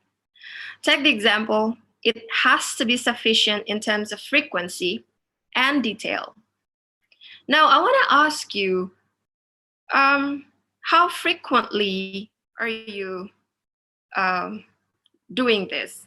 How frequently you give feedback to your students? Is it really like every step of the way? Or it's just, well, after my students submit the writing and then I give them feedback and then that's all. You know, if your feedback is summative in nature, it's then just not enough for your students, because you just evaluate their work when they're finished and then there's nothing more. And I think here it's better for us teachers to formatively assess our students' work, so we know their progress every step of the way. And we care about the process of the writing, not just the product that our students make. And then feedback also has to include enough detail. You can't be too general in your feedback. You can't just say, this one is good. It's too general. What's good? So you have to sort of clarify. You have to point out which point is good. For example, oh, this one is good. It's good that you are using, consistently using past tense all over your paragraphs, for example. And then all of these criteria for effective feedback, I would just jump up to the acted upon. So effective feedback should be acted upon by the students, and it's only be effective if it is if students take action on the teacher's feedback. So if the scenario is that, which is likely be the common practice, is that the teacher give you feedback and then you read that, well, and then you don't do anything about the feedback, and then your learning just stop. Okay, you know that, but you don't act on it. For so long, feedback practice in EFL writing especially has been this, unilateral, meaning that it's been a one-way transmission from the teacher to the student. Still remember when I said the teacher is the expert? Yeah. So feedback has been monologic in nature, and then there is hardly any rooms for our students to actually discuss the feedback, and there is no opportunity for them to generate feedback from within themselves. So I think being fed is a good metaphor to describe how feedback practice is all about teacher telling the students what your mistakes are. This is not correct. This is the correct one. So you tell them, and then you fix it for them. Yeah. And with that being the practice, students have no role because the teacher has done everything for them. It's complete. You know, Professor I.C. Lee, a professor at a Hong Kong university, she has a bunch of articles talking about how this monologic or unilateral nature of feedback in writing should be shifted to the one which look like this, dialogic, a two-way conversation. And she has argued that this two-way conversation where teacher and students can negotiate meaning and co-construct understanding is a better practice for a long-term improvement of the students. So probably some of you say, well, I've done that dialogic feedback. I discuss my feedback with my students. But think again, how did you actually carry it out? Is it just, okay, students, this is what you did wrong. You should do this like this. Oh, okay, teacher, I'll do it like that. Is it the kind of dialogue that you actually have with your students?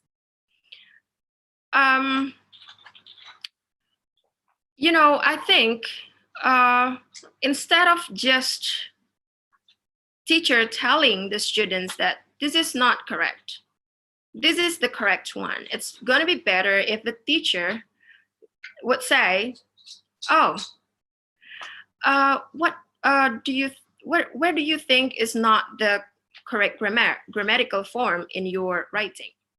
So you are giving them prompt. When you're prompting them, you're actually triggering their cognitive processing. You let your students think about it. You help them to exercise their ability to make judgment about their own work. You help them evaluate their own work. So with you giving them this opportunity, they will feel much more involved in their learning. They will develop a sense of awareness. Oh, this is my learning. This is how I should do it. I have to be responsible for it. And then when they just have a little bit sense of ownership of their learning, they are closer to become autonomous. I actually can go on and on talking about this, but I think it's better for me to just conclude. So in classes that encourage student autonomy, really, the teacher's role is, you know, a little more than just a facilitator who's working side by side with the students. They're not controlling the learning process. And then students are actively involved and encouraged to not see teacher as the main source of knowledge, because they can actually acquire knowledge from any sources, from their peers, from internet, from books, from anywhere. And then they should be encouraged to make decisions about what they want to learn. This is really important because not everybody has the same preferences. And then students are also need to be encouraged to use the most suitable strategies for their own learning. Because as I said, there is no single best strategy that you can use. And most importantly, students should be encouraged to generate feedback from within themselves, so they're able to actually evaluate and judge their own performance and progress. Okay, so that's it. I'll say no more. So hopefully the scenario that you see before will, you know, change into the one like this one, where you not really take full control of your classroom. All right, that's it. Thank you very much. Any questions and comments? Please, thank you. Yeah, thank you, Bu Junita here. So finally, you offer insights on how teachers can help students to be more autonomous in writing, yeah, Bu? Yeah, finally. And I believe that your students will be a professional writer, yeah. Oh, hopefully. Yeah, so we have lots of questions actually in the chat box here, but I would like to start from the very beginning. This question goes from Pak Agus to Ibu Sandra. Yes, okay. Ibu Sandra? I'm here, okay. here. All right. Okay, the question is from Pak Agus. So he asked, what makes online language learning principles different from those previous proposed by Pak Douglas Brown? So on the previous traditional perspectives. And the second one here is SMART seems to be highly guided, but students are in fact creative in many ways. So how should teachers nurture this positive learning value in digital learning? Please, Bu Sandra. Okay, great question. Not easy to answer. Okay, Douglas Brown. I use Douglas Brown. I studied Douglas Brown's principle back then when I was still a college student. So like it was many years ago. But I remember that his learning principles are actually go beyond time. So meaning that the point is about principled learning. That's what I remember. Principled learning, teaching and learning. So whatever you do, as long as you know the principle guiding your decision, so correct me if I'm wrong, because that's what I remember about Douglas Brown, principled learning. So I think it is also applicable because digital learning, it's learning, but it is just done digitally. So the point is sometimes people zoom in on the digital aspect too much that they forget that it is learning that should be the actor of everything. Digital technology is just the vehicle or the instrument. So that's probably I can see the similarity rather than the difference. Only the difference is the instrument. One is done digitally, the other one is done face-to-face learning. But even in digital form, we can do it face-to-face. Only that we are in our own respective rooms. Like me here, and Pa Nunu is on the other side of the island, but we can still see face to face, right, Pa? So that's the what I can reply to that question. And for about smart, well, practice here like Ibu Junia tadi. Ya, Bu Juni Junita. mention we have to co-create their roadmap for learning. So the guidance here, probably the first one, like setting up the condition for learning, modeling the material so they can see how the material is done. And then A is assisted learning. Maybe the first one, the guidance, mostly can come from the lecturer or the teacher. But in the repeat practice, you can ask the students, one students to give guidance to the other students, so they can do it in groups. So one pair of students can give guidance to the other pair of students.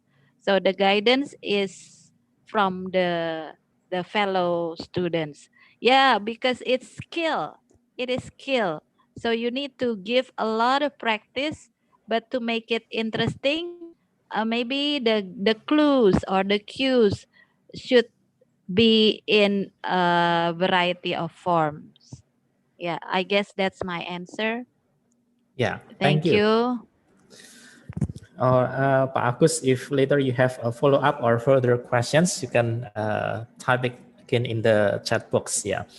One more, Bu Sandra. So this is from Bu Arum, still related to the topic.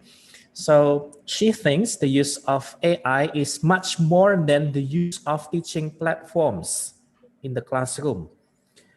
Digital learning interfaces such platforms are one of the benefits of AI in teaching.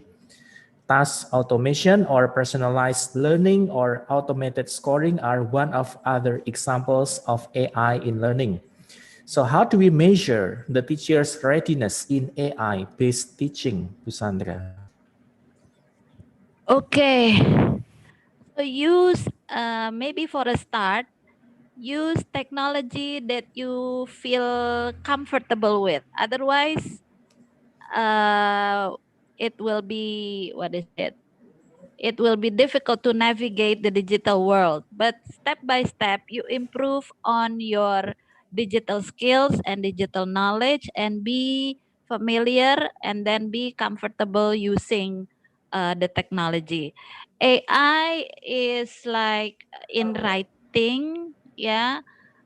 There is an app in writing, chatbot, if I'm not mistaken, that you can also ask your students to try. So artificial intelligence is machine learning. They can generate ideas for you, generate ideas. But teachers should, of course, should outsmart AI.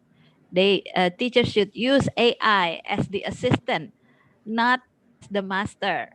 So try to find out what AI can do for you, not what you can do for AI.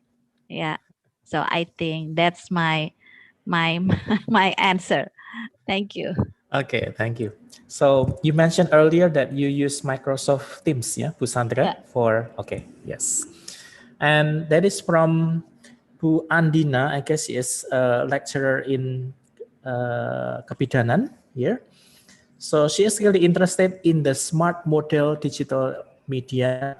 And the question here is how to apply digital technology to teach midwife students whose learning majority is skill-based learning, since it's pretty complicated to use the digital media. Yeah. Fortunately, I have had the experience or the opportunity to teach nursing students. Yeah. So English for nursing. Of course, some skills, some basic skills can be presented in digital forms, but for more advanced skill, my students, I mean the students in the nursing faculty of nursing, they have to have, because this is the requirement, lab practice before they can they are fit and well to go to the hospitals for clinical practice. But the basic knowledge, the basic skills can be done digitally by video teaching, video demo, and they send their video. They send the demonstration, what the demonstration of the skill that they implement. They video it and they send it to the instructor, and the instructor evaluate. When they are ready, they go to the lab. Yeah, because this is medical skills. Yeah, nursing skills. You have to have the permit, the license to go to be fit and well to go to the clinical area, but you cannot do it online, especially for students. They are still students, so they need, when they are ready to take the exam, they go to the lab, physical lab. So it's more blended rather than solely presented online. So I guess that's what I can share. So assisted practice can be done, like self-study can be done, knowledge-based setting can be done online, but when it comes to examination, it should be done in the lab. Okay, thank you. Yes, thank you, Pusandra. So by having a video and also using the lab, yeah. Okay. Thank you. And then the next one, I guess the question goes to Bu Junita here. Okay, so this is from Bu Arum. Again, so she would like to say that learning some reasons students avoid writing in the first place is also beneficial. This way, teachers can find ways to increase the automaticity of writing skills. Sometimes the reason is just as simple as having a hard time getting started and feel overwhelmed by the tasks. They just don't enjoy writing, let alone writing in English. So what should teachers do to deal with the students' lack of enjoyment? Okay, so this is very relevant to your material, yeah, Bu Junita, please. Yeah, of course. Well, yeah, what she said is true, because sometimes students just don't enjoy writing, but they have to write. And then the thing that we teachers can do is we have to find, we have to put a different approach. That's why we need to give them freedom. It's probably they don't like it. It's probably because we set a very high standard for them. Well, they're not at the level of achieving that standard, and then it will demotivate the students. So that is why giving them choices, ask them, like what you are interested in, what topic you're interested in to write. And then probably you could just appreciate as little or as many paragraphs they could get into their writing. So it's not because, like I told you, that every students have different strategies and different ways in addressing different things. So it's not that when they're only able to make one paragraph, then they're not improved. It's probably that is one best paragraph that they can do, and then it's improvement for them. And then, of course, we have to reflect back to our practice. What's wrong? Why are my students not interested? Oh, it's probably because it's not interesting at the beginning. I was too serious, you know. And then, of course, we teacher has to be more creative, right, Bu Arum? And then if teachers would like to find more ideas about how to get students into writing, you guys can check out our YouTube channel. Yeah, I think that's all. So you have to first identify why the students are not interested, not enjoy it, and then reassess or reevaluate your practice, and then you just find different approach. Yeah, okay. Thank you, Bu Junita. It's a kind of dilemma actually, Bu. So we have to require the students to write their scriptsy as their final assignment. Meanwhile, well, maybe they don't have enough motivation to write something that they enjoy. Okay. And there is also, probably this one is a kind of a comment from Natsi Hesvindrati here for something that things to ponder here. Students will copy paste from the internet if we ask them to write something. And it is hard to evaluate because it takes time while they use internet resources. Okay, so maybe you can give comments on this, Bu Junita. Yeah. I think copying is like the very common practice in our country. Like students can just easily copy and paste. But if you think back, why actually they copy and paste at the first place? Because they want to get good grades. You know, they want to look good. And that's the easiest way for them to be able to get a good score, you know. That is why it is really important for students to actually understand that your writing, your learning is not about the grades. You know, when you graduate from your university, you don't need grades anymore. You need your skills, and you need to improve your skills, and you have to use the opportunity while you are a student to improve your skills. And the way you can do it is not from copying from the internet, you know, like it's the process that you have to go through. If, for example, you only can do this bit of writing, you cannot use perfect grammar, and that is fine. But find a way how you can actually improve yourself. Just keep in mind that it's not always about grades, you know.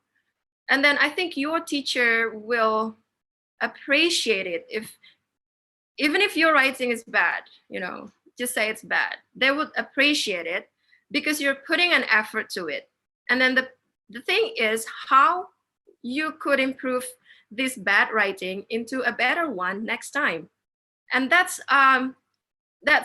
where your teacher feedback matters. And then how you act on your teacher feedback will help you actually to improve your learning. Yeah, that's, I think, what I have to say.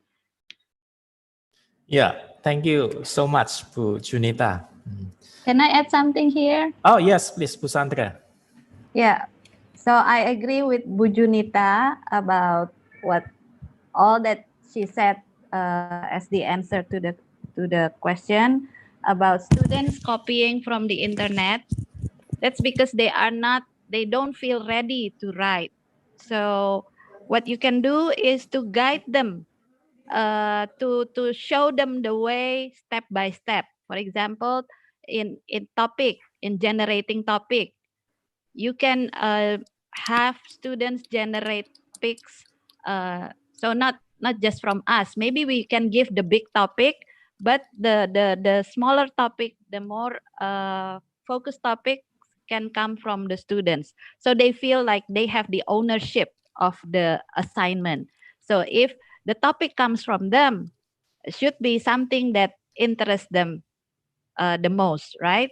And then for step by step introduction, for example, writing the outlining, we can do it together. So the process, they can do the outlining together. So if they have their specific outline, they cannot find it anywhere on the internet because it's theirs, their outline.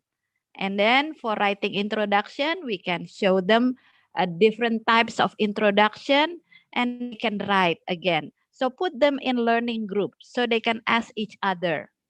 Yeah, and then we go to the next one, writing the body paragraphs. Give them several methods, show them several methods of developing paragraphs, and they can do it. They can do it there, and then they can ask you if they have questions. So be with them step by step rather than asking them, this is the topic that you have to write, go ahead and write, and at the end I will assess you. No, so you be with them step by step and co-create. So you can help co-create. Like I borrow the terminology mentioned by Ibu Juni, co-creation of the learning journey. And co-construction. Co-construction, yeah, co-construction, right. So I guess that's what I can add to that. Thank you. Yeah, thank you, Bu Sandra. So a teacher must also be a good guide for the students themselves, yeah, Bu? Okay. All right, so I guess we don't have any more questions from the chat box, and likewise, we don't have any questions from YouTube.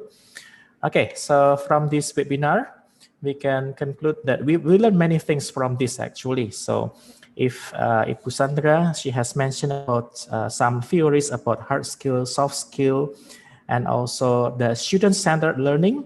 If from Bu Sandra, she mentioned using how to teach a skill using a SMART, that is set the heart and mind, model how to do it, assisted practice, repeat practice, and try independently. And then Bu Junita here mentioned there are 3 principles for achieving the autonomous learning. So the ability, the desire, and the freedom.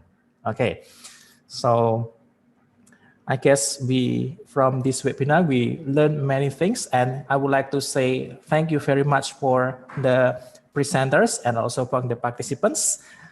So before we close this webinar, we will have a closing session and photo session and also some announcement by Bu Regin Sotia and also Mbak Ika. Okay, so I give it back to Bu Regin Sotia, please. Thank you very much, Pak Yusri Anugraha. All participants, let's give big applause for the both speakers. Thank you very much. Great appreciation to both Ibu Sandra Sembel and also Ibu Junita Purwandari. Well, ladies and gentlemen, now my partner Ika Wilawati will continue the MC. Ika Wilawati, time is yours.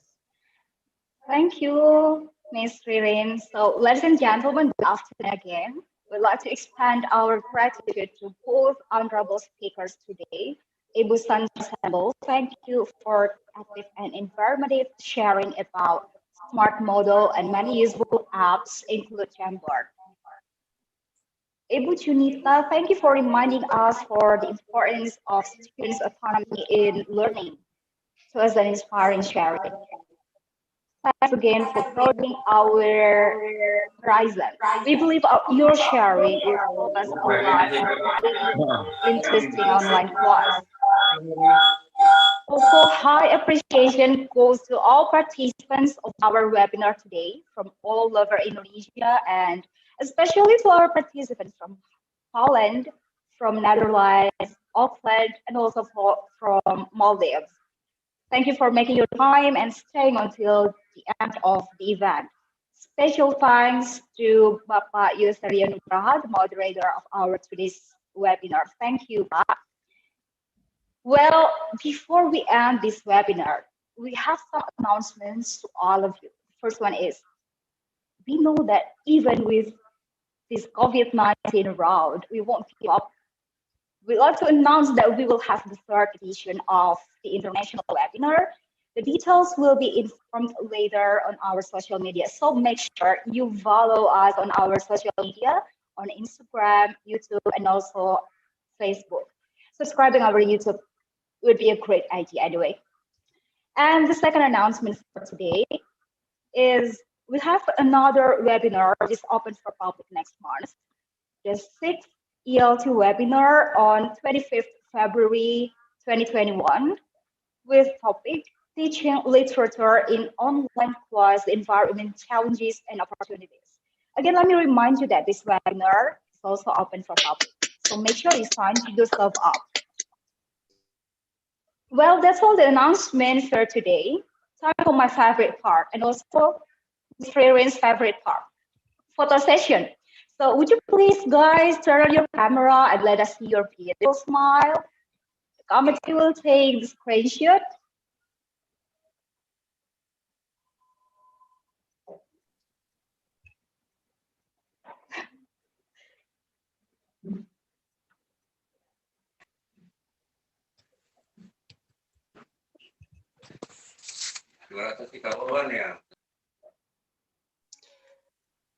It's disabled.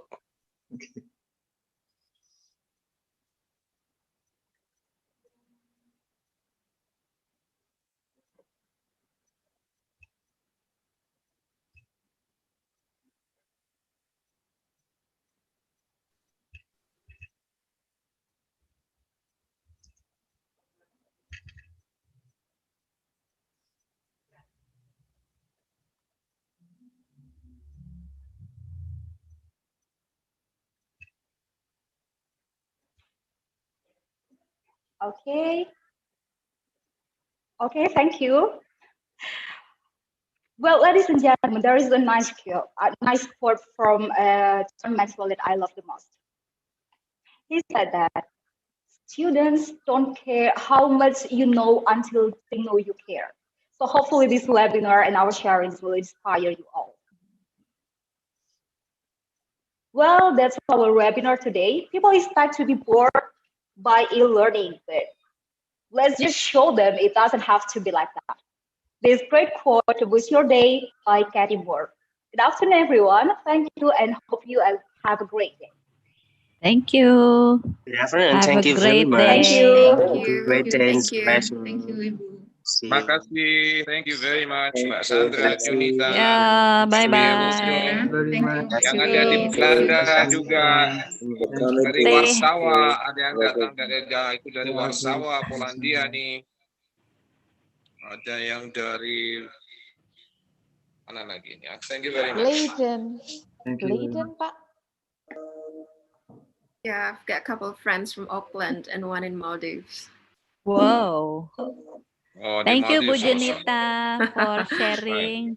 Thank you. Thank you, Bu Sandra, as well. Really good knowledge to have.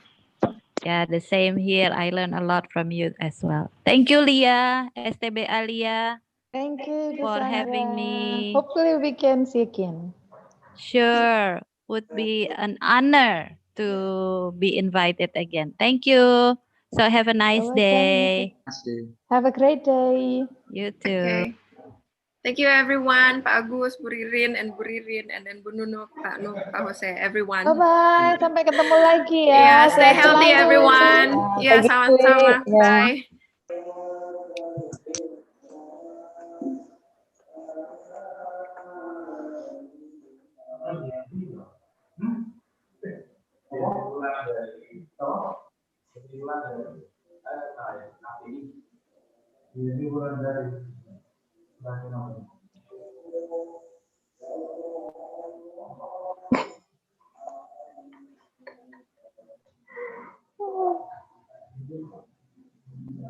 Bibi tapi benar.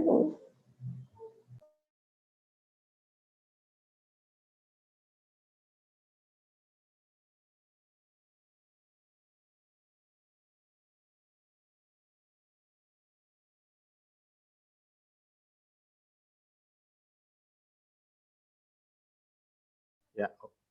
Okay, thank you very much for participating in this webinar.